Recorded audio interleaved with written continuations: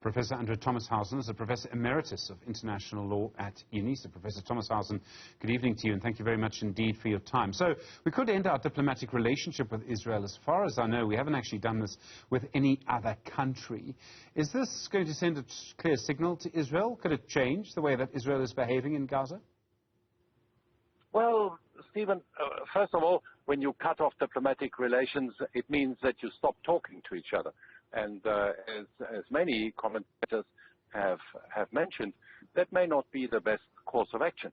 And then we should also take note that our fellow BRICS member states have not decided to sever diplomatic relations, and they've been rather cautious in their reaction to what is happening in Gaza.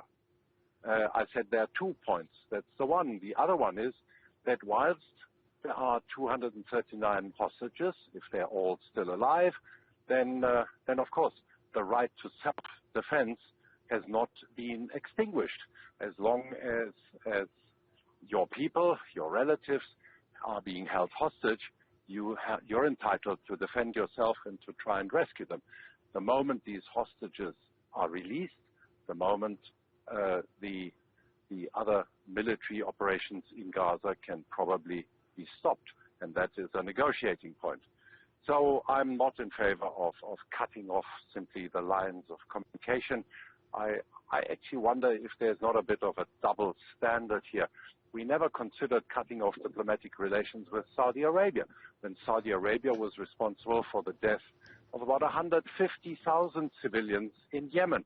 And we never decided to cut off diplomatic relations with Syria, where all independent observers agree that at least 500,000 people, Syrians, have been killed in that country's very gruesome war of oppression by the government. On the contrary, only a few days ago, we signed bilateral agreements with Syria.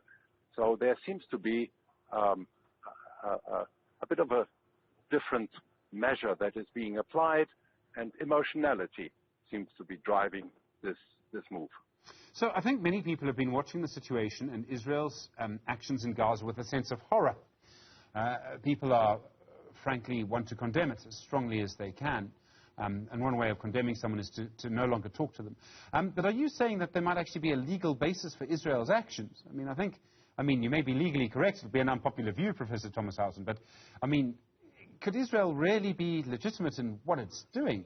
To watch the number of women and children who've been killed, it seems surprising to me, I suppose, that there could be a legal basis for it. Well, in war, it is quite a recognized and established principle that you are allowed to lay siege, for instance, to a city. And that, of course, affects the civilian population during that siege. But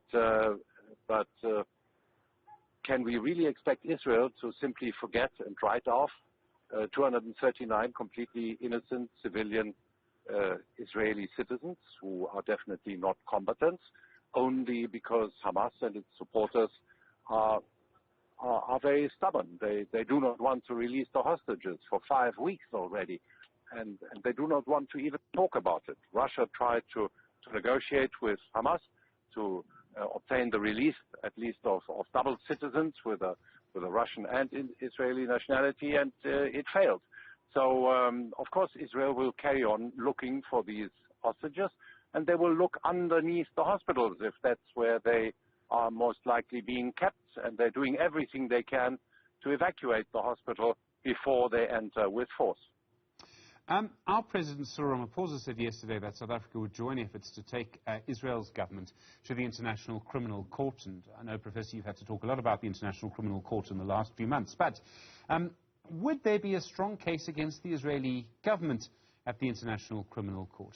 And this point that you're making around what is legal to try and get hostages could be a key principle here. Yes, maybe, but Israel has not submitted to the jurisdiction of the International Criminal Court, just like China, India, Russia, America, and many, many other countries haven't. So the International Criminal Court could only invoke a jurisdiction if the accusation is one of genocide. And genocide has, in the Genocide Convention, quite a limited and narrow definition. There has to be evidence of an intent and a strategy to destroy, to eliminate a people distinguished by race or ethnicity or whatever. Yes, definitely there has been a genocide against Jewish people during the Holocaust in Germany, but we haven't really had other horrible happenings in our history that can fairly be termed a genocide. And I don't think that what is happening in Gaza... Professor Thomashausen, I don't know if you're still with us. You referred to the word genocide. I know years until the ICC might do a finding on this. President Ramaphosa used that word genocide, and I'm sure he used it deliberately in his public remarks in Qatar yesterday. So, I mean, are you suggesting then that to prove a crime of genocide would be very difficult? Now, I must just ask also on jurisdiction. You say Israel hasn't signed up to the ICC. Of course, that's true. Palestine has, as I understand it. These events are taking place in Palestine. Israel's using its aeroplanes to drop bombs over Palestinian territory, so they've crossed the border. Does that matter? No. There is no jurisdiction of the ICC unless you base it on the crime of genocide.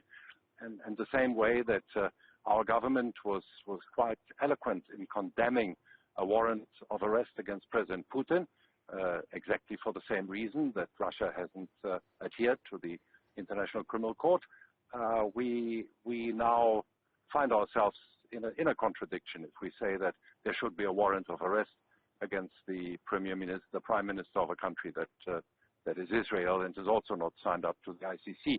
These things do not solve conflicts of this nature. The ICC cannot solve a massive international conflict that actually nobody in the world has been able to solve for the past 70 years. It is not the right forum. We cannot expect judges to solve issues that the countries involved and the neighboring countries so far have refused to address. This calls for a regional conference, a conference of the Arab League, together with all the other involved parties, and the starting point must be, of course, that the use of force must be ended, but that can only happen once the hostages are saved and released. That's a simple humanitarian step. Professor Andrew Thomashausen, thank you. Professor Emeritus of International Law at the Unisa. Really do appreciate the time.